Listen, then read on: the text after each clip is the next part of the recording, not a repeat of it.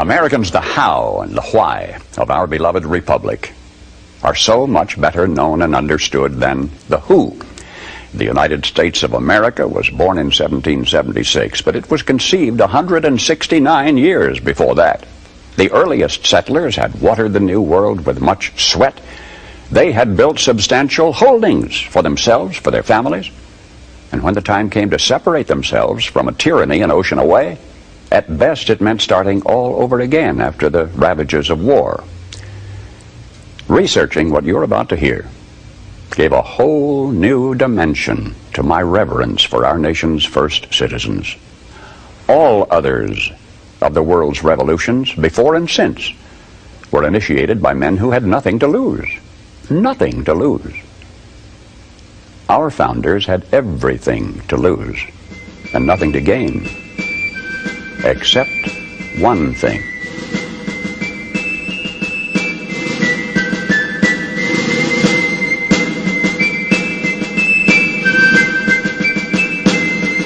Hello, Americans. I'm Paul Harvey. You remember the cherry tree fiction a long time after you have forgotten the more earth-shaking history-making episodes in the life of George Washington. You have misplaced in your memory the details of Ben Franklin's statesmanship, but you remember his flying a kite. Joyce Kilmer was a great military hero, but the only thing you personally recall about him is his poetic tribute to trees.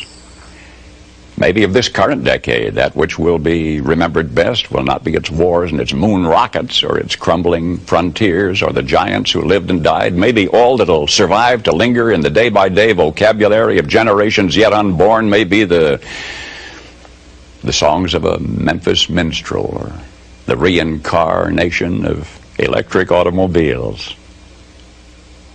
But for any eve of the 4th of July, I, Paul Harvey, do herewith bequeath unto you something to remember.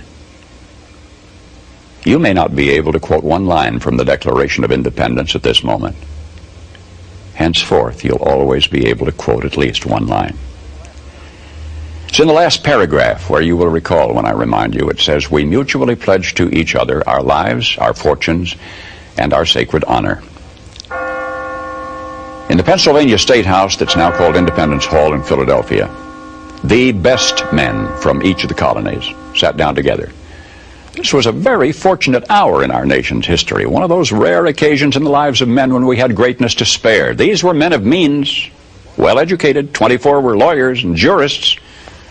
9 were farmers, owners of large plantations. On June 11, a committee sat down to draw up a Declaration of Independence. We were going to tell the British fatherland no more rule by redcoats. Below the dam of ruthless foreign rule, the stream of freedom was running shallow and muddy, and we were going to light a fuse to dynamite that dam. This pact, as Burke later put it, was a partnership between the living and the dead and the yet unborn. There was no bigotry, there was no demagoguery in this group. All had shared hardships. Jefferson finished a draft of the document in 17 days. Congress adopted it in July, and so much is familiar history. But now, King George III had denounced all rebels in America as traitors. Punishment for treason was hanging. The names now so familiar to you from the several signatures on that Declaration of Independence, the names were kept secret for 6 months, for each knew the full meaning of that magnificent last paragraph in which his signature pledged his life, his fortune, and his sacred honor. 56 men placed their names beneath that pledge. 56 men knew when they signed that they were risking everything.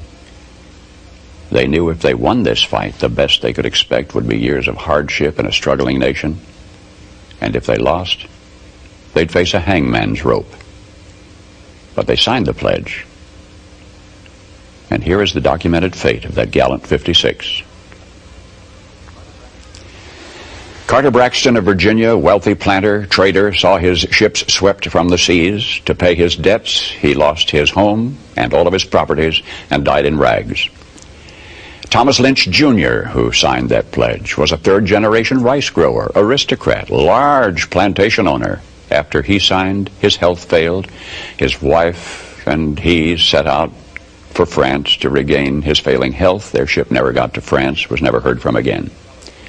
Thomas McKean of Delaware was so harassed by the enemy that he was forced to move his family 5 times in 5 months.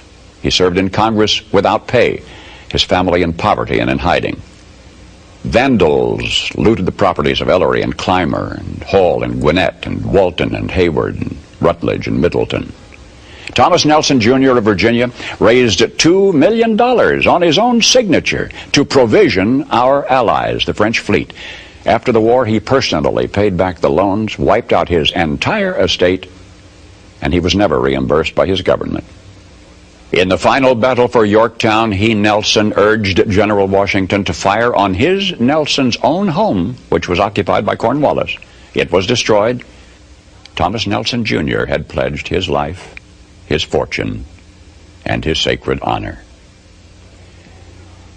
The Hessians seized the home of Francis Hopkinson of New Jersey. Francis Lewis had his home and everything destroyed, his wife imprisoned. She died within a few months. Richard Stockton, who signed that declaration, was captured, mistreated, his health broken to the extent that he died at 51. His estate was pillaged. Thomas Hayward, Jr. was captured when Charleston fell. John Hart was driven from his wife's bedside while she was dying. Their 13 children fled in all directions for their lives. His fields and grist mill were laid waste. For more than a year he lived in forests and caves and returned home after the war to find his wife dead, his children gone, his properties gone, and he died a few weeks later of exhaustion and a broken heart. Lewis Morris saw his land destroyed, his family scattered. Philip Livingston died within a few months from the hardships of the war. John Hancock, history remembers best due to a quirk of fate rather than anything he stood for, that great sweeping signature attesting to his vanity, towers over the others, one of the wealthiest men in New England. And yet he stood outside Boston one terrible night of the war, and he said, "Burn Boston, though it makes John Hancock a beggar, if the public good requires it." So he, too, lived up to the pledge. Of the 56, few were long to survive. 5 were captured by the British and tortured before they died. 12 had their homes from Rhode Island to Charleston sacked, looted, occupied by the enemy, or burned. 2 lost their sons in the army. 1 had 2 sons captured. 9 of the 56 died in the war from its hardships or from its more merciful bullets. I don't know what impression you had of the men who met that summer in Philadelphia.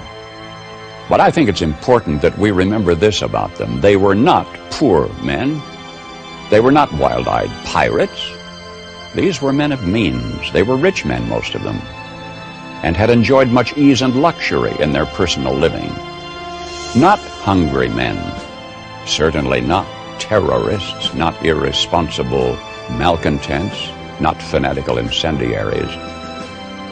These men were prosperous men, wealthy landowners. They were substantially secure in their prosperity. They had everything to lose. But they considered liberty, and this is as much as I shall say of it. They had learned that liberty is so much more important than security, that they pledged their lives, their fortunes, and their sacred honor. And they fulfilled their pledge. They paid the price, and freedom was born.